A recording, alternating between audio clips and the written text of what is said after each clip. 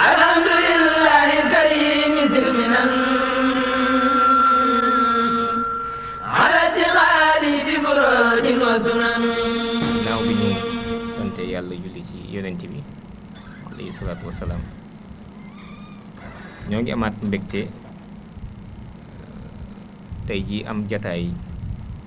ci Touba Paradis sur Terre ci xaaj boo xam ni amoon nañ ko ci ginnaaw mu doon xaaj bu njëkk te dalaloon fi kilifa gu mag di boroom xam-xam di ko xam ni it bokkul ak le mérite intellectuel bi nga xam ne conception boobu la France am nga xam ni da ngay xam théoriquement rek waaye dafay koo xam ni li mu doon wax lu mu xam lu mu dund la lu maîtriser la. ñu amoon jataay bu am solo ak sëñ Bachir Mouhamed Diop doon waxtaan ci circuit économique bi fii jamono fii Sénégal toll ak it ay initiative yu àdd yoo xam ne ñoom am nañ ko ngir mën a soqali réew mi ak it encourager initiative privée yi mu doonoon waxtaan wu am solo woo xam ni ñàkkul ni njariñ yu baree génne na ca kon tey jii ñu amoon yéene yeggale waxtaan woowu nga xam ne tàmbali woon nañ ko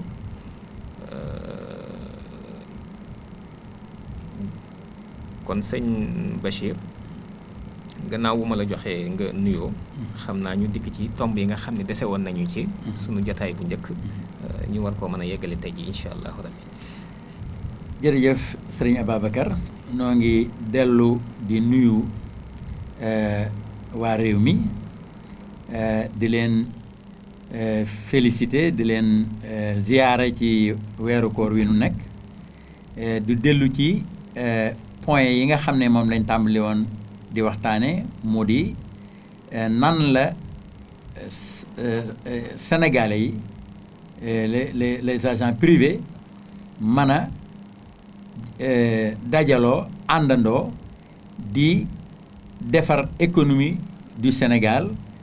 ci seen i xalaat ak seen i man-man ak seen i initiative personnelle bañ a xaar état bu leen di organiser mais ñu jéem a organiser seen bopp pour liggéey réew mi loolu mooy li nga xam ne ci la ñuy dellu si mooy ci suñu deuxième partie. kon ñoo ngi nuyu mboolem ñi nga xam ne ñoo ngi ñuy topp ci 3W alazhartouba.com ci sunu jataay bi nga xam ni jataayu xam-xam la waaye jataay yëpp képp ku koo xam ni yàlla dogal na nga topp ko da nga ca mën a jëlee ak dolliku ci ay xalaat ci réew mi ni muy doxee ak it investissement ak engagement yi nga xam ne si mën nañu koo wax ay investissement ak engagement citoyen ci initiative privée yoo xam ne si askan wi ak xeet wi war nañ koy tàmm di am ngir réew mi yaakaar naa ne ñun ñoo ko war a mën a defaral suñu bopp. dëgg la waaye waruñoo séentu aw nit jóge ci àll ba ñëw diñu ko tabaxal ak dañu ko defaral kon sëñ Bachir waxtaanoon nañu ci ay tomb yu bari ci jataay bu njëkk ba jataayu tey bii nag yaakaar naa ni ginnaaw li ñu fi waxtaani woon lépp ana xalaat yi nan la dikkee ak ndax mën ngeen ñu defal genèse activité yi nga xam ne si def ngeen ko. waaw jërëjëf sëñ Babacar kon ni ñu wax ne xalaat bi xalaat la boo xam ne bi ñu baree bari am nañ ko ñu baree xalaat ne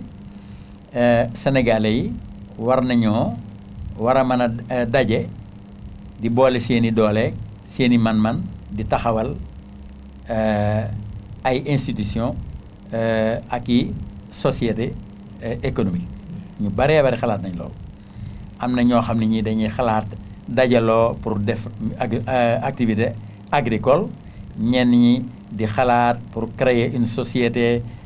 ci affaire habitat ñenn ñi pour donc xalaat bu yaatu la Sénégal yëpp a koy am li nga xam ne mooy toujours ñaare li manqué mooy maanaam organiser li nga xam ne moom la nit ñi xalaat wala sax ci bañ koo daal di bàyyi de maanaam lu bare bu ñu doxee ci mbir tuuti rek bu loolu la réussir rek nit ñi dañ koy daal di bëgg a bàyyi pour joxe exemple que ne waree su la tàmbali dara rek daal di koy bàyyi maa ngi fàttaliku ci histoire Amérique ci li ñuy wax the Civil Rights Act mooy loi bi nga xam ne moo autorisé woon noirs yi aux États-Unis ñuy voté bi ko président Johnson de signé def na cey li ci yàlla ñu ne ko lan la mu ne depuis 100 ans nu ngi wax ci biir affaire bi waaw téeméeri at wax nañ ko ci lii doo ko mën a def waaw donc loolu mooy wane ne am na yooyu du caagee nii fi tey ëllëg du caagee nii kii waaye bàyyi mbir parce que day yeex wala day kii wala dafa jafe wala yu mel noonu loolu bokk na ci li nga xam ne mooy tax yu baree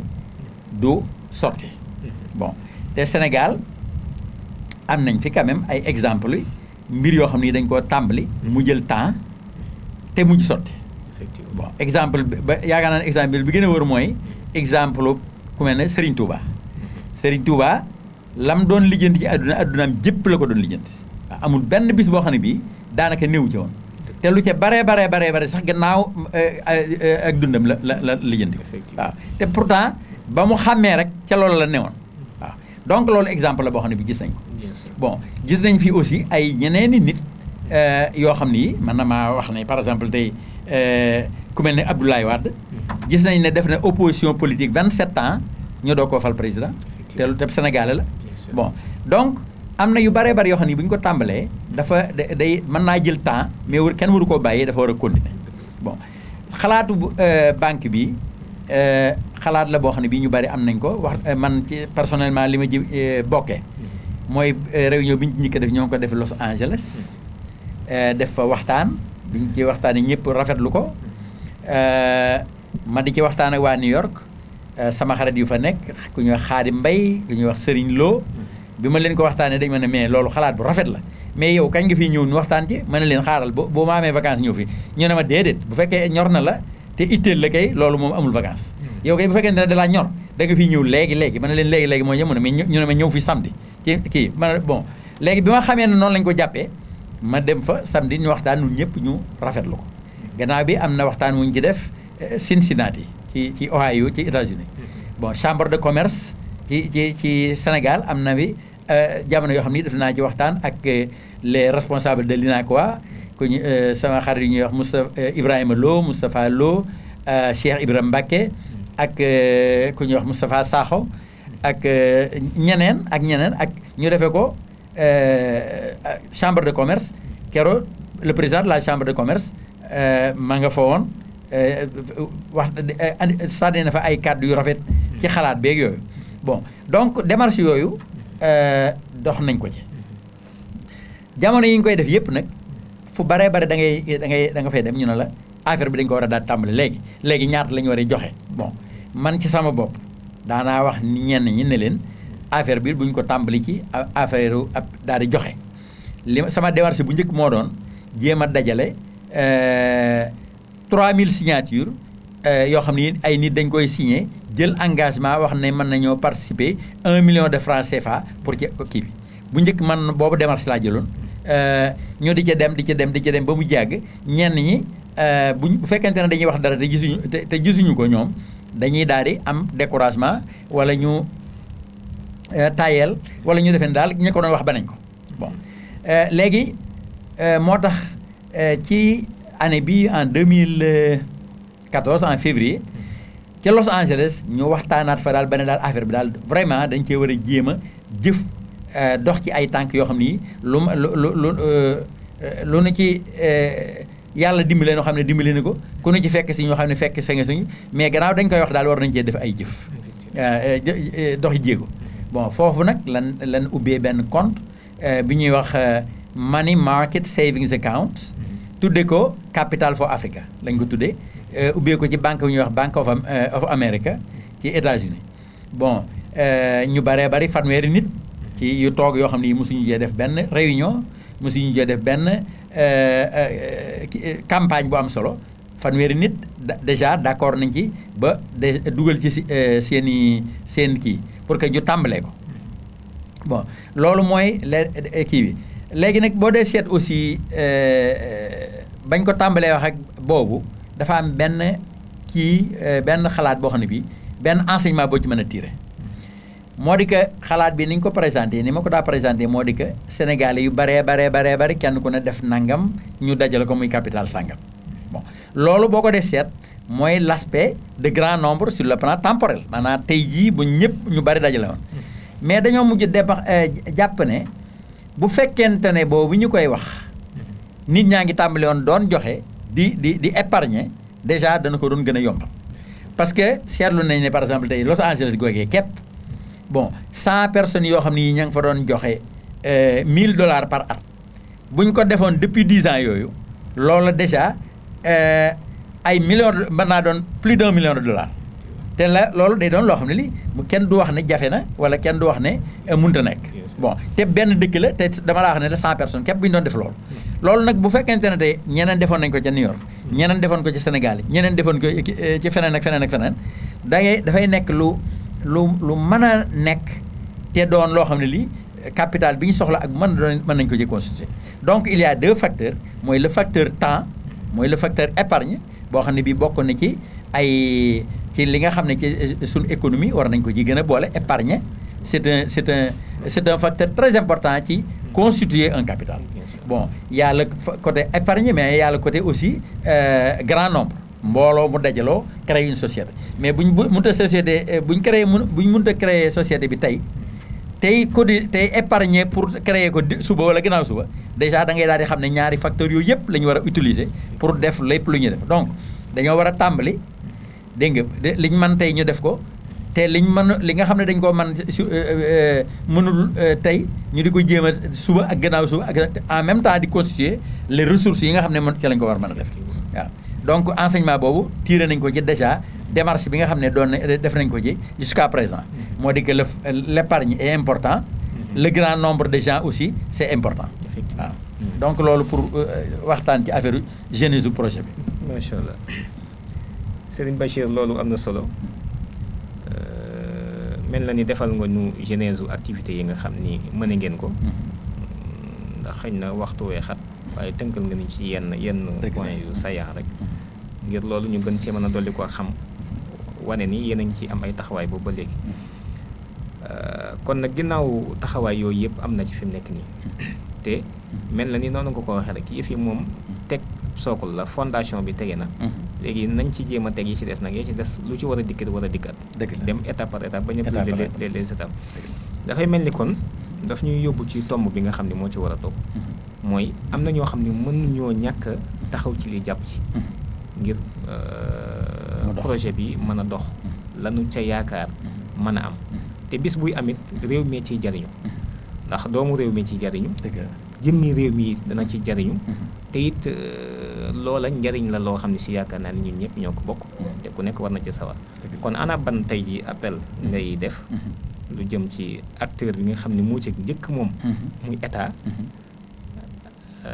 ak ñi nga xam ne acteur économique lañu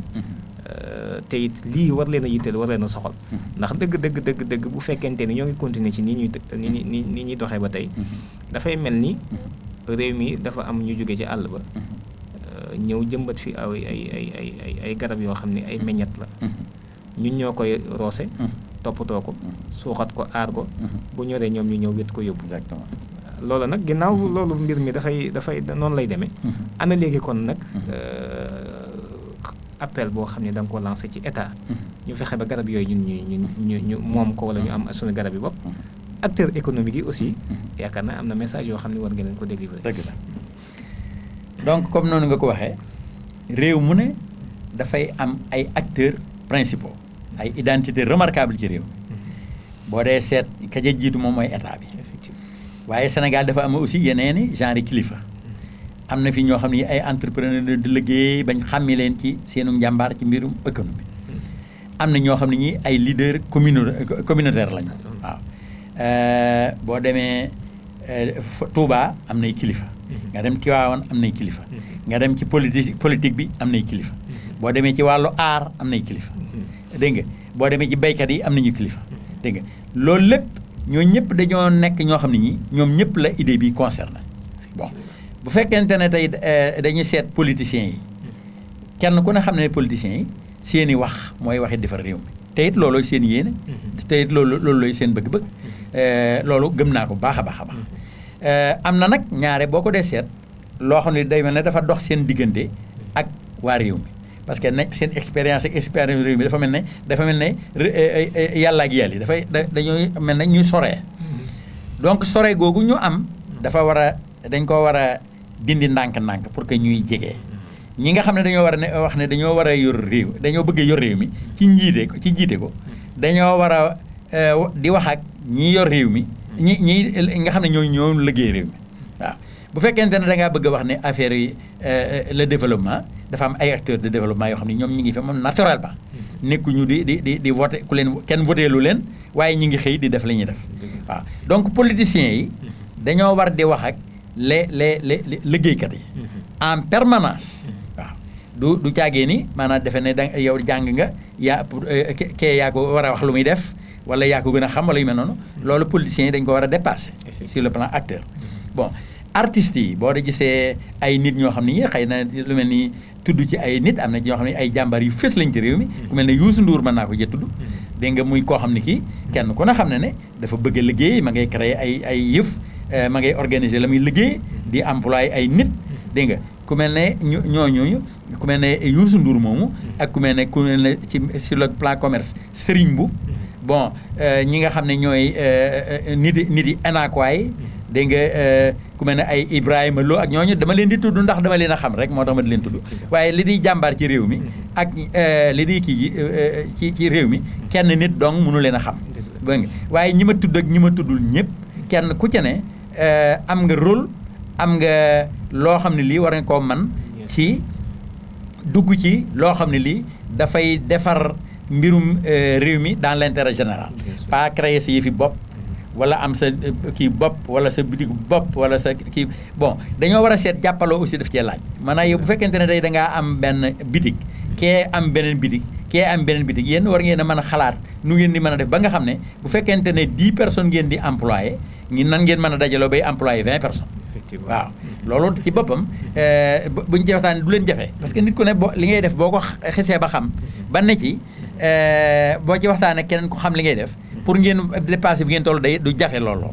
waaw donc ñooñu ñëpp dañ koy war a kii bon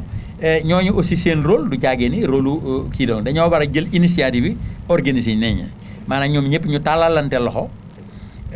di wootante ay réunion di kenn ku ne bañ a maandu ci sa morom mais ñu waxtaan ci mbir yooyu dégg nga di ci waxtaanat nit ñi seen leen ñu ànd parce que loolu képp dafa denk encouragement nit ñi nga xam ne ñooy jàmbaari réew mi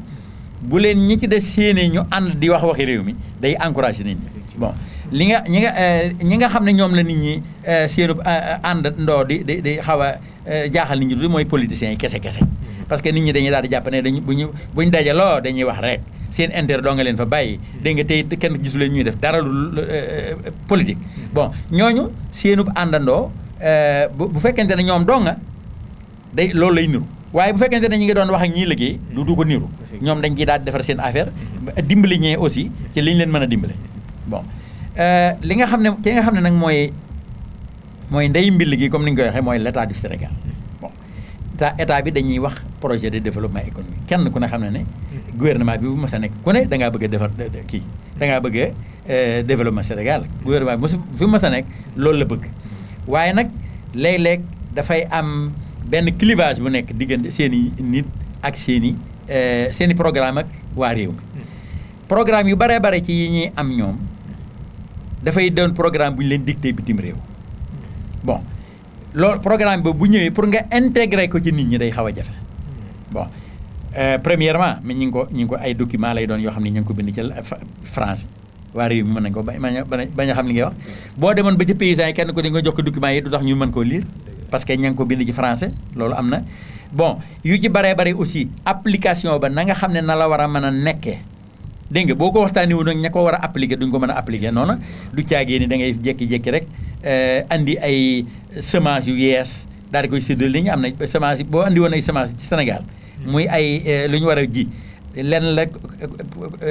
Casamance la mën a jiwoo lenn lañ ma nga nekk ca ñaay ba donc loolu da nga ko war a étudier ba nga xam ne programme booy am bu ne day adapté ak nit ñi dégg nga dafa war a adapté ak mentalité yi adapté ak suuf si bu dee mbay dégg nga bu dee affaire commerce affaire entrepreneuriat affaire loolu lépp da nga ko war a séq ak nit ñi bu wóor a wóor pour que affaire boobu nit ñi mën koo comprendre ba mën koo absorber lu ci baree day ñëw ça revient lettre morte te nag boo andee programme benn am fukki at yoo xam ne programme ba jurul dara léegi li ñuy def mooy sànni boo programme jéemwul beneen programme te en général programme boo ci lire bu ne da ngay defee ne programme bu baax la dégg nga te pourtant boo ko dee appliqué du appliqué wu parce que ñi ngi koy appliqué loo ñoo xamul li nga wax yow sax premièrement dégg nga donc amul benn waxtaan bu ngeen ci waxtaan da ngay tëb rek dégg nga waa Washington ñëw fi ne la nii la ñu war a defee nga daal di dégg wax ni ñu ne nii la ñu war a defee dégg nga te am doo am benn waxtaan dégg nga yow premièrement lu ci bare yow ci sa bopp yaa waroon ni waxtaan ak ña la ko wax dégg nga te bala ngaa mën a waxtaan ak ñoom da ngay waxtaan ak waa réew mi ba xam li mën a nekk waaw bon donc état bi dafa war a di am ay relation yu wóor yoo xam ni dañ koy am ak les commerçants yi ci boppam dañoo war a am ay organisation yu wóor yu ñu mën a interaction defan ak état bi interaction mu bañ a doon ay organisation syndicale yoo xam ni dañ naan état bi dana war a defal léegi état bi dana war a may léegi état bi dana war a defal lii mais ñoom dañoo war a seet lu ñu mën a defal état bi ak réew mi comme li exemple bu célèbre moo doon li John Kennedy doon wax naan bu kenn ne lan la ma état bi war a defal dañoo war nag kenn ku ne lan laa mën a defal état bi bon donc loolu bu ci commerçant yi waxtaanee dégg nga ba am organisation permanente yoo xam ni du fi jóg nga xam ne képp ku ñëw doon président wala nga doon ministre da nga xam ne ñii moom il faut nga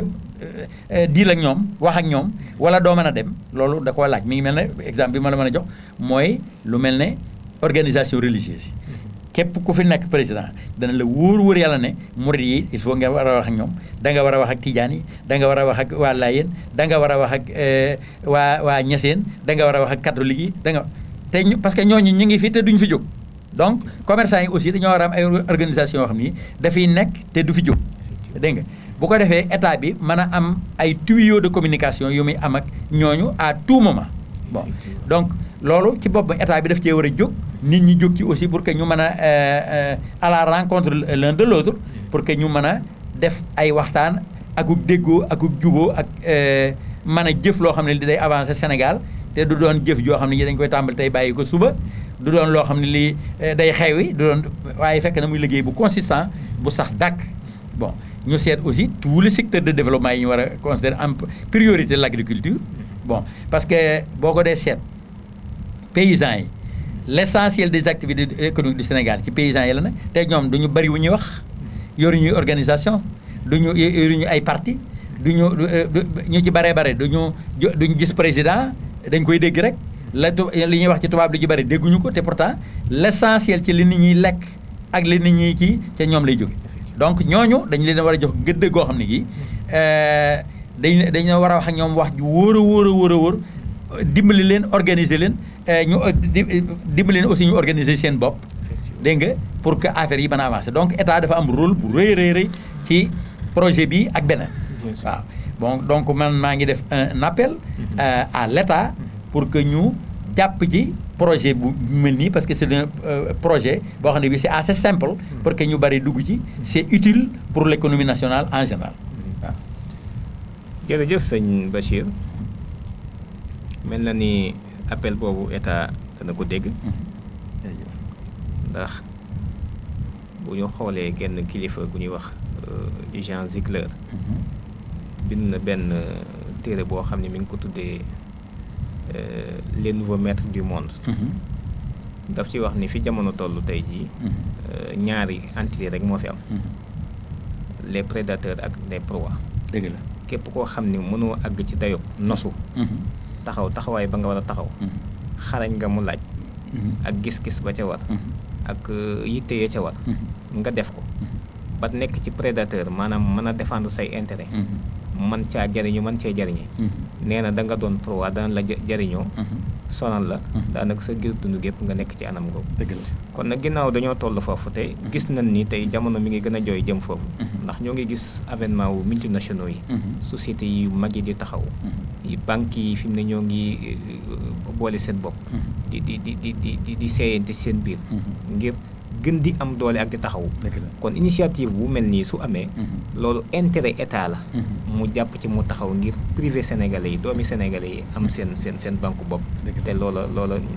njariñal réew mi la njariñal askan wi. kon su ma dikkee ci ndax dafay tombe sax. ndax ñi fi ñëw tey. muy nguur gi. ñoo ngi leen di ñaanal li ñu bëgg. ñu am ko ci réew mi. ndax loolu sunu njariñ. mooy seen ndam ñoom mooy seenub sag. ñoo ngi wax plan Sénégal émergent. ngir réew mi war naa soqaliku. war naa jëm ca kanam. émergence boobu. ak programme bu bees boobu. ana ban lecture nga ci def ak ban jàngat nga ci def. ak bu fekkoonte ni tey programme boobu yow joxoon nañ la ko. naka nga yaakaar ni noonu lañ ko war a doxalee. ci priorité jërëjëf loolu nga wax noonu. maa ngi def référence ci li nga wax ci ko ki wax ne nit ñi jamono ji prédateur ak proie rek kay am. effectivement maanaam néew doole gi léegi boo néewee doole ñi ci des moom duñ la bàyyi nga néew doole rek yem ca bu fekkente ne néew dangaa féetewoo néew doole yaay féetewoo tuuma yëpp yow la ñëpp di sot bon te loolu dañ ko war a moytu pour jéem a am doole comme ni nga ko waxee li bokk na ci lu mel ne situation africaine Afrique fi mu nekk nii nekk na barab boo xam ne bii ñëpp a ngi ko dégmal ci seen i bët te am na jamono yoo xam ne li nga wax ne prédateur et proie am na jamono yi l'Afrique est une proie dañoo jege woon ci àll ba ñëw coloniser ko di jël seen i ressources di jël seen i alal di àgg sax ci jël seen i nit di jaay. effectivement waaw parce que l'Afrique était une proie. dégg nga boo xam ne bii noonu lañ ko doon def bon def nañ ko defar ba nga xam ne léegi ba nga xam ne Afrique moo retard économique bi nga xam ne moom moo ci ne. moom lañ biñ ci xam loola bokk na ci li ko waral. léegi demal ne dañoo dem ba nga xam ne léegi soxlaatu ñoo ñëw di moom af Sénégal. soxlaatu ñoo moom ñëw di jaay jàpp ay jaam soxlaatu ñëw ko léegi dañ lay dominer économiquement rek pour daal lay dominer waaw bu ñëwee soxla wuñ sa suuf dañ mën na am na noo xam ne bi ñu la ko defee ci économie lañ la koy def nga daal di néew doole te boo ci taxawul da ngay néew doole ba faaw bon donc Afrique il faut non seulement dañoo war a góorgóorlu pour di lekk ka naan ka am lu ñuy sàngoo ka tëdd ka yeewu waaye dañoo war a góorgóorlu ba nga xam ne du ñu leen dominer parce que yi fi simple tout simplement da ngay da ngaa néew doole am na nit ñu bare bare Sénégal gii mën nga fi néew doole te du la wàññi lu bare waaw mën ngaa nit ñi am nañ mën ngaa gis ku la ëpp xaalis fuuf mën ngaa gis ku la ëpp lu ne te fekk te du la wàññi moom lu bari ndax yow da nga añ da nga reer da nga am jàmm léegi nag am reer añ ak reer ak jàmm pour am ko ci adduna bi il faut nga am doole boo ko deful keneen dana la te daanaka mën ngaa dem ba sa bakkanu bopp sax mën na cee nekk bon Afrique fi mu nekk ci situation boobu dañ koo xaw a dëgmal amoon nañ jamono yoo xam ne dañoo néewoon doole bañ coloniser leen buñ sàgganul danañ mën nañoo néewaat doole bañ coloniser waat leen waaw loolu c'est possible waaye nag am na noonu fii Sénégal moom am nañu ay ressources yu bari comme ni ma ko waxee woon am nañu ressources am nañu ay njiit yu ne ci réew mi yoo xam ne yi tax na réew mi doon une famille bon boo ko dee seet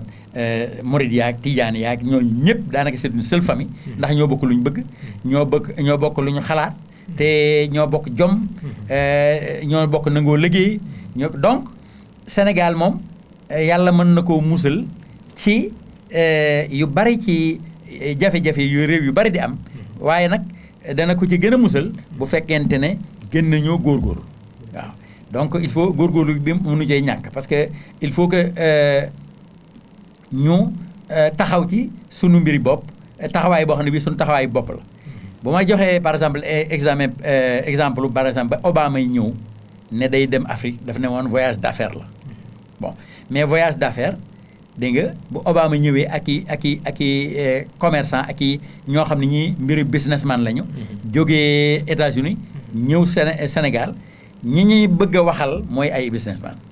nit di commerce ak nit di agriculture ak ñoo lañu sawar a waxal. dégg nga boo leen ne kii mooy leader du parti nangam ak kii mooy le chef de l'opposition kii mooy le ministre de kii yooyu du ñoom loolu du leen intéressé waaw parce que dañuy bëgg a xam nit koo xam ne dafa ne ci liggéey te xam ko ñu mën a bëgg a toog ak moom waxtaan ca looloo leen di intéressé mais du leen intéressé par exemple tey ay titres yoo xam ne kii mooy lii kii mooy lii kii mooy lii kii mooy lii da nga ñu daje cib saal da nga waxtaan fa génn dem loolu intéressé wu leen dañ bu ñu demee même bu fekkee waxuñu la ko it dañuy am déception parce que fekkuñu fi nit ñuñ mën a waxal ci ay yu wóor a wóor a wóor waaw donc loolu dafa am léegi comme état Sénégal bi comme plan d'émergence bi nga wax en particulier plan boo xam ne bi plan d'émergence bi li ma yaakaar ne bokk na ci li koy doxal am na ci volet bu ci ne boo xam ne mi ngi ci mooy état bi bëgg am plan d'émergence loolu lu am solo la waaye plan d'émergence boo xam ne bii conseil des ministres dong nga ca waxtaan ministres yi dong nga ca waxtaan technicien dong nga ca waxtaan plan d'émergence boobu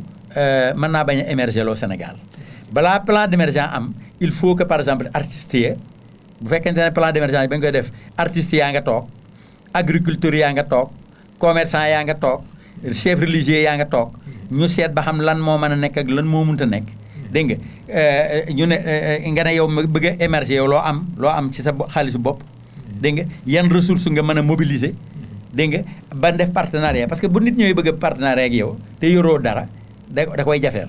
waaye bu fekkente ne tey ne woon tey plan d'émergence bi ay acte concret la war a def créer des usines créer des emplois développer l'agriculture développer l'industrie de créer des écoles yooyu la dégg nga donc yow bu fekkente ne nit ñi dañoo ñëwoon tey ne dañ laa bëgg a dimbali nga créer école te amuy jàngalekat duñu mën a créer école bu ñu fekkente ne dañ ne dañoo bëgg a développer l'agriculture te xamoo gisuñu kenn ku xam dara ci agriculture dégg nga loo mel noonu day jafe il faut que donc ñi nga xam ne ñoo yor sa agriculture nga jox leen doole joo xam ne ci bu ñu la bëggee dimbali ci agriculture ñu wax ak ñooña dégg nga yow ministre bi mënoo fee nekk rek ku bëgg a développer agriculture nga wax ak moom parce que yow xamoo dara ci agriculture donc ñi nga xam ne ñoo xam agriculture ñoom lañ war a jàppale ba nga xam ne bu fekkee ne dañoo bëgg a émerger ci agriculture ñoom ñooy acteurs les acteurs principaux bon bu fekkente ne da ngaa bëgg a développer l'industrie dégg nga borom xam-xam yeeg ingénieurs yeeg ñooñu ak homme d'affaires yi nga xam ne mën nañoo am ay capital créer usine ñooñu dañ faa war a nekk dégg nga taxaw jond ba nga xam ne buñ bëggee am ay capitaux ñoom ñu xam fu ñu koy dugal dégg nga waaye par exemple tey étape kese bu dem bitim réew àndaale ay milliards yi milliards dégg nga képp taxul dara émerger bon nit même boo ko dee seet ci nit ñi nga xam ne tey yow am na nit ñoo xam ne dañoo yor seen bitig bu tuuti bon bitig boo xam ne di jaay lu tuuti ñooñu boo leen lebaloon 1 milliard duñu xam ni ñu koy def parce que xamuñu ni ñu koy def dégg nga bari xaalis du tax ñu mën a développer la ñuy def bon léegi Sénégal itam loolu milliards yu ñu leen mën a jox lu mu bari dafa war a am expérience ak i activité ak i organisation ak yu ko xam ni ñoo ko mën a absorber waaw boo ko deful bu ñu la joxee 52 milliards de dollars it du tax nga mën koo def nen da nga koy parce que xamu noo koy def waaw donc li organisation dafa war a jiitu waxtaanu état bi ak acteurs économiques yi sës ci te muy den waxtaan permanent pas seulement une conférence boo xam ne bii boo demee tey won ko ay gars yu nekk Washington da nga won leen vidéo ba ak yooyu déedéet dafa war a doon loo xam ne li en permanence lay am bon lu mel noonu mooy tax boo ña ngay jéem a démarcher ca bitim réew buñ ñëwee fekk fi ay compétences techniques ay capacités ay ressources ak loo xam ne ak organisation ak xam-xam boo xam ne man dañuy wóolu sam réew boo ko deful dañuy daal dem dégg nga boo ko deful dañuy daal dem parce que li nga leen di wax ñeneen a nga leen koy wax dégg nga ba li nga Sénégal plan émergent bi mu am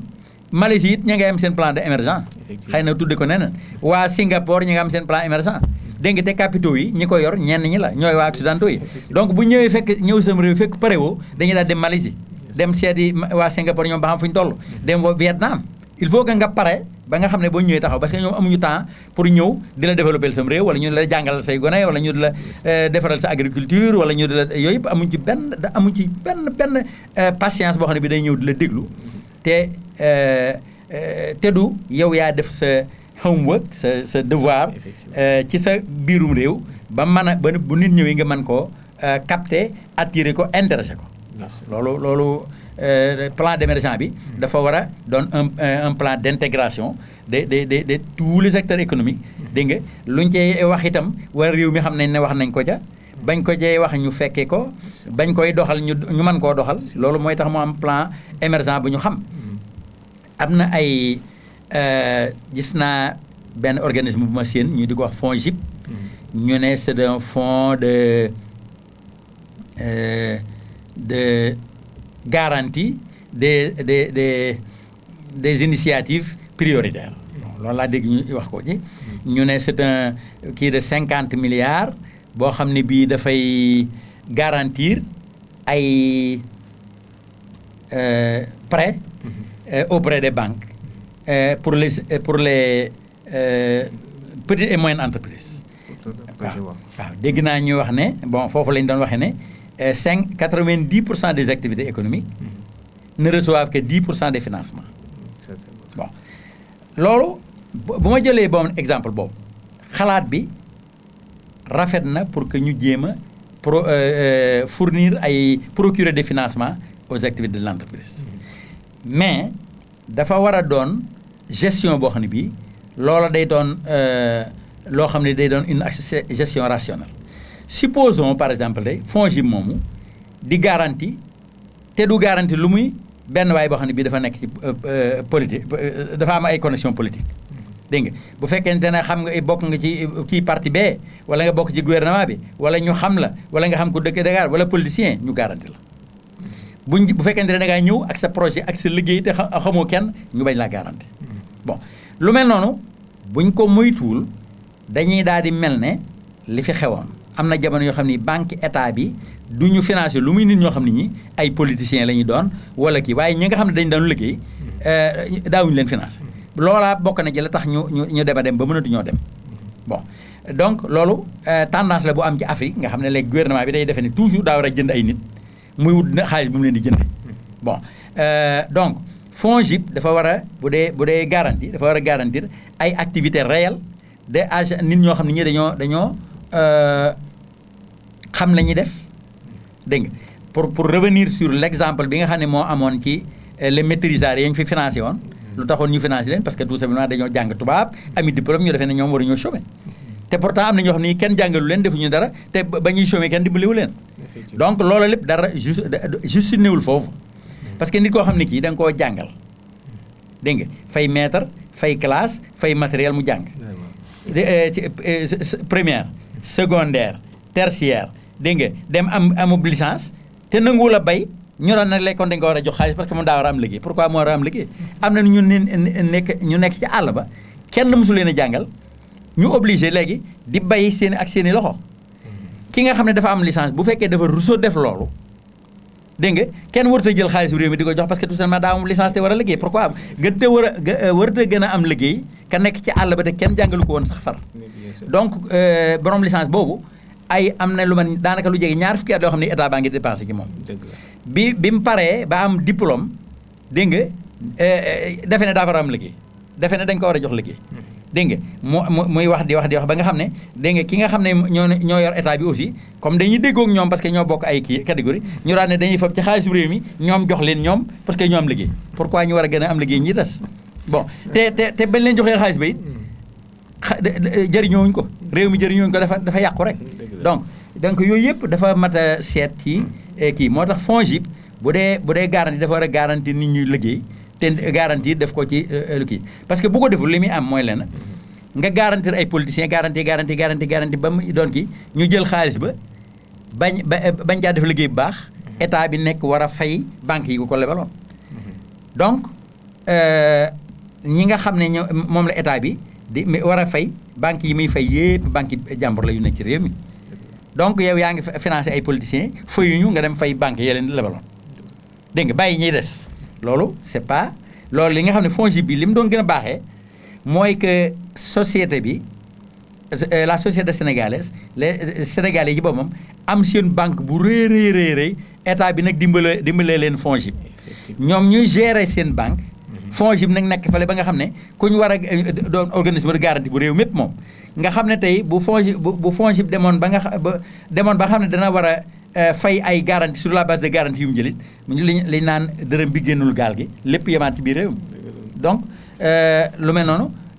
dafa nekk benn système boo xam ne bii lu am njëriñ la waaye FONGIP bu fekkente ne jëriñul lu muy garantir ay politiciens bu ñu fayut mu fay banques yi leen lebaloon te banques yi du banque réew mi ñee duñu loolu c'est pas donc instruments yi ñuy utiliser pour le plan émergent dafa war a doon des instruments intégrés et cohérents loolu daf cee waral ar kii loolu mooy sama xalaat ci plan émergent. jërëjëf sëñ Bassir. yaakaar naa plan émergent donc loolu nga ci wax. tudd nga ci ay tomb yu bari. mel na ni rupture mënta ñàkk am. rupture faw mu am. dëgg la ndax sooy élaborer loo xam ne da nga koy def pour aw askan. mel na ni askan woo war nga leen ci impliqué. absolument kon élaboration bi donc lu participatif la war a doon. warut doon loo xam rek dañ ko décider ci benn bureau. wala ay ñoo xam ne ay techniciens la ay experts. donc def seen i analyse jóg def ko. bis buñ koy doxal. ci la ñuy xam ne fàtte woon nañu la ëppal solo. lu bari ndax société bi peuple bi. donc duñ ko mën a approprier. ndax xamuñu ko. miinuñu ko fekke wuñ ko woon bañ koy def. ba tax na kon il faudrait que lu mel noonu yaakaar naa rupture am ci. muy doon lu am solo. su ko defee élaboration bi participative. la ca war lépp it comme ni nga ko waxee yëpp ñu defee ko ni su ko defee loola Sénégal yaakaar naa dana war a mën a émergent te it ñu bàyyi xel bu baax ni réew mi ñun ñoo ko bokk askan wi wenn la ñoo bokk ndey ñoo bokk baay ñii nga xam ne xëy na ñoo ngi ci àll bi te jekku lool la ñuy def nañu xam ne ñooñu membre part entière lañu ci réew mi te la ñuy def it ñoom mën nañ ko métier lañu loola yaakaar naa ni ñoom sax war a des nañ tudde ay intellectuel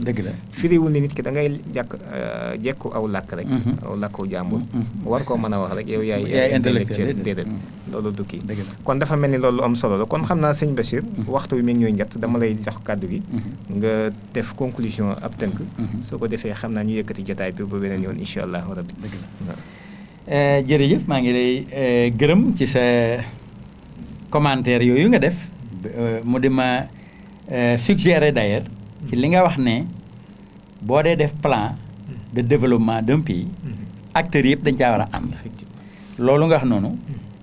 fàttali na ma benn point boo xam ne bii un haut responsable du gouvernement de l'ancien gouvernement moo ma ko waxoon ci affaire immigré yi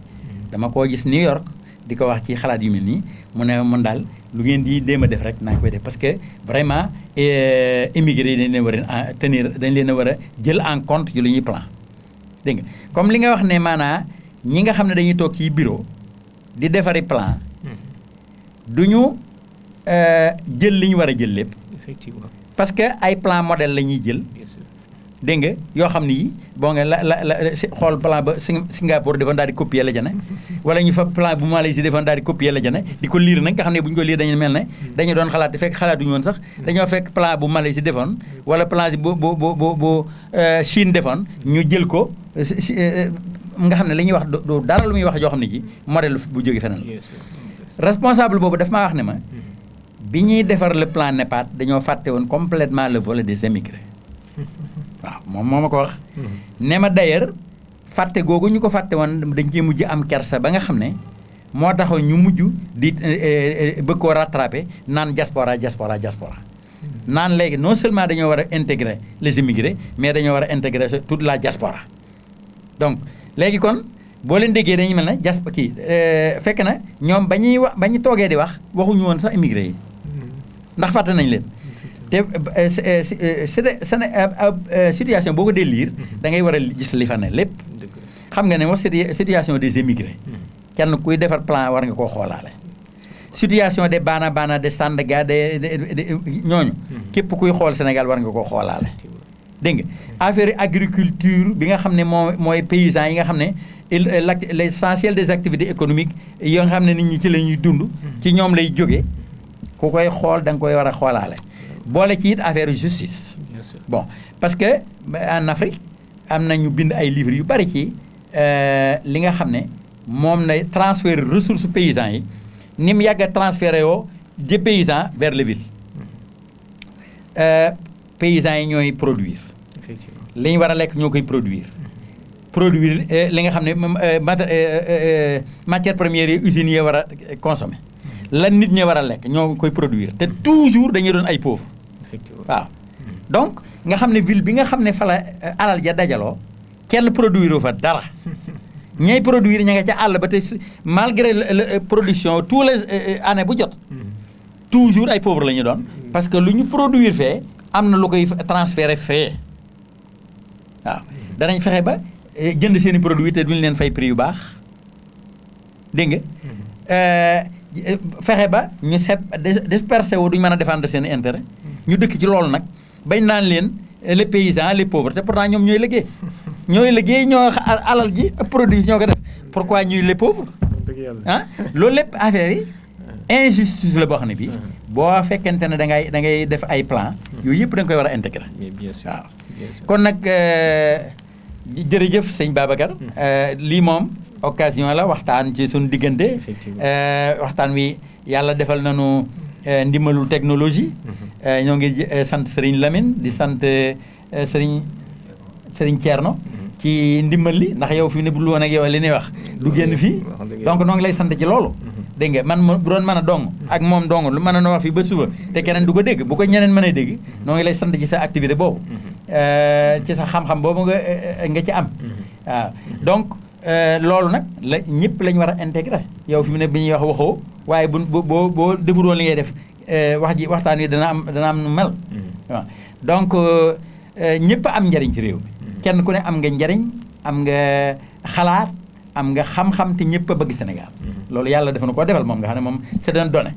waaw kenn ku ne nangu naa liggéey kenn ku ne bëgg na réew mi donc yàlla na nu yàlla dimbali defal nu yokk doole nu jàmm ten jéem a comprendre sunum réew bu baax a baax te jéem a waxtaan ci suñu biir jéem a dajale suñuy moyens ak suñuy doole ak suñuy xam-xam te muñ lante te bañ a bàyyi jërëjëf sëñ Bachir yaakaar naa waxtaan wi moom dañuy joxante rendez-vous alhamdulilah ndax lii moom bari na ay tombat yoo xam ni loolu nag waxtu wu tëj wi waaw faaw ñu ciy taxaw am ci yu bari yuñ ci génnewaat dëgg la waaye waxtu wi xat wi moo tax waxtaan wi demee nii dëgg la waaye nag njëriñ liñ ci seen woon moom gis nañ ci lu kawe loolu alhamdulilah te loolu rek vraiment moom mooy li am solo dëgg la dafa am ñoo xam ne dañ doon def benn plan de développement durable la gaa yi wax léegi ñu toog jël experts yi ñu def seen i étude ba noppi planification bi ak seen technique yooyu ay marpak yu kenn xamul bi ñu noppee am benn koo xam ne dañu woon dafa wéradi toog fa lañ leen seen plan bi de am na lu ci des de ngeen ma mayee ma wax le ñu ne kii de ab dafa rek la am kenn ku ni te ngeen ko wax rek mun leen prévoir ngeen lépp dëkk bi ni mu war a mel ak li fi war am lépp waaye prévoir leen ay cimetière te ñun kat dañuy dee faaw ñu am fu ñu leen di def ba tax na kon mel na ni kon bu ñu xeeb kenn sénégalais yëpp kenn ku ci nekk war naa mën a joxe xalaatam ci réew mi lu ko doxal war na ci mën a participer activement kenn ku ci nekk ñu jox ko cëram su ko defee li ñu bëgg ci réew mi dana war a am kon tey lii la leen émission Touba Paradis sur Terre indiloon doon dalal sëñ Bachir Mouhamed Diop di ko sant bu baax a baax ci disponibilité am aussi vraiment ak it laaye mbiram ak sawar ci joxe xam-xamam ndax ubbi gi sànq ubbee na lu am solo ci sénégalais yi loo xam ni loolu war nañ koy waxtaanee nit ki boo yoree sa xam-xam denc ko pour yow rek la waaye dangaa war a mën a fexe partager ko ba nit ñi ñëpp xam ko loolay mën a tax loola di yokku dëgg la loolay mën a tax it réew mi mën caa jariñu nga cay mën a jariñe kon gis nañ ni loolu tamit am na ci feeñ na ci lool ñoo ngi leen di sant bu baax a baax di sant ñi nga xam ne ñoo ngi doon topp di sant sunu technicien sëñ Maam Thierno di sant it sëñ Lamine dafa nekk ci yeneen yitte ak koor gi kon xam naa lii leen leen indiloon tey jii wasalaamualeykum wa rahmatullahi taala wa barakatuhu alhamdulillahi karim zilminan